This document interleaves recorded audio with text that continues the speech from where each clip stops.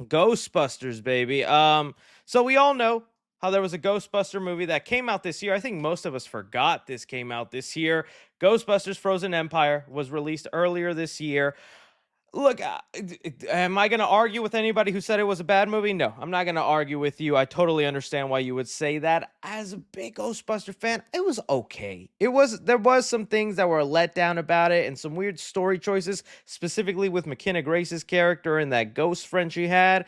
And then it got very Marvel-esque at the end of the movie with Kumail Nanjiani's character having these powers, and the villain, although really cool, just got defeated so quickly. Like, there's things I liked, but a lot of things where I was like, man, I want Ghostbusters to be awesome again. I don't just want the movies to be eh. And that's kind of what it was, right? And box office wise, I'm not even sure how much it made. I think it made okay money. I don't think it even made like amazing buckets of money. Let's see. Oh, jeez. Frozen Empire made. Oh, that's not even. That is not really. But I think also the movie was made on a $70 million budget. So 201 is actually a win. I think a win is a win.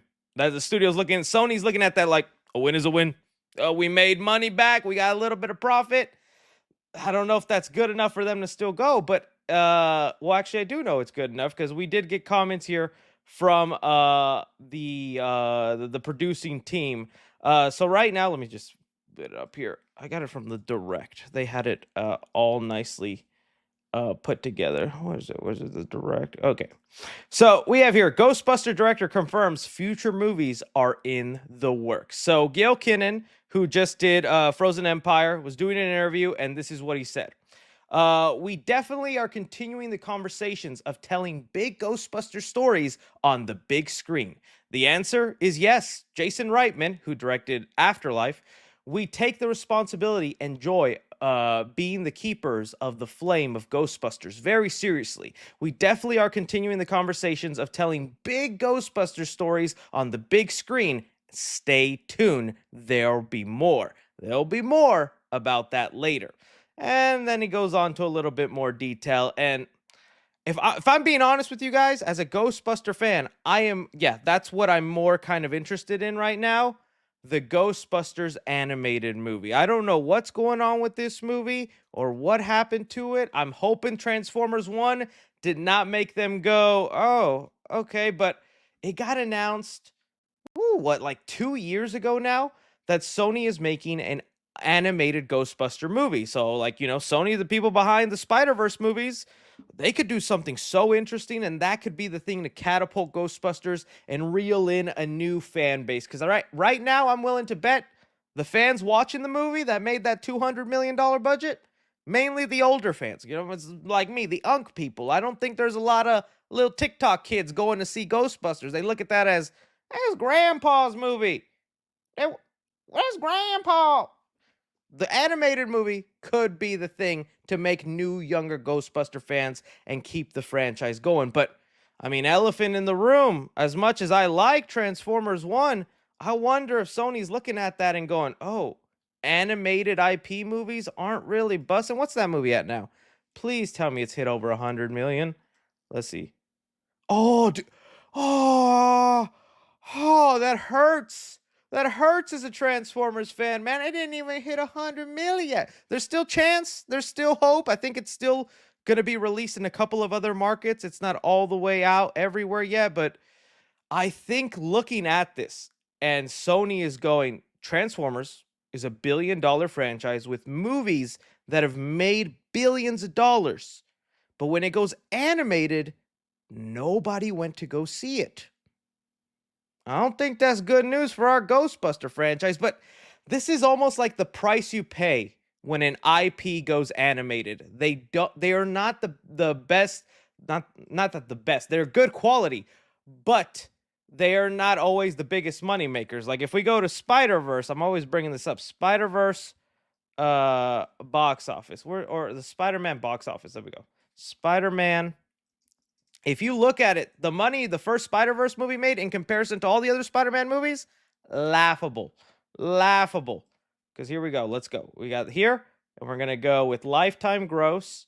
So the best ones. And we look at it. Oh, Spider-Verse right here. Number 9. It's literally the bottom movie. Don't count this No Way Home re-release. That doesn't count. Into the Spider-Verse. The first Spider-Verse movie didn't even hit 200 million. I mean, to perspective, Amazing Spider-Man 2 did, the first Amazing Spider-Man. The first Spider-Verse movie was not that big of a hit. It was on the verge of Sony going, maybe we don't need to make an animated movie. But, dude, 5 years of that movie on Netflix, Amazon, streaming, kids needing something to watch. Oh, the fan base grew. And then where's Across the Spider-Verse, baby? Where is it on here? What the heck? Where's no, I know Across the Spider-Verse needs to be on here. Did I miss it? Where the heck is Across the Spider-Verse? Well, whatever. Across the Spider-Verse, I think made 600 million. Let's see. Across the Spider-Verse box office. Let's see that. Oh, baby, almost $700 million. So I think the studios have to be looking at that. I know Transformers 1 is not a flop, but it's not making the money they want right now. I think if you give it 5 years and you let Transformers 1 just license it to Netflix, let it be on Netflix endlessly so that parents can just put it on for their kids, 5 years of that, oh, you'd see Transformers 2 be big.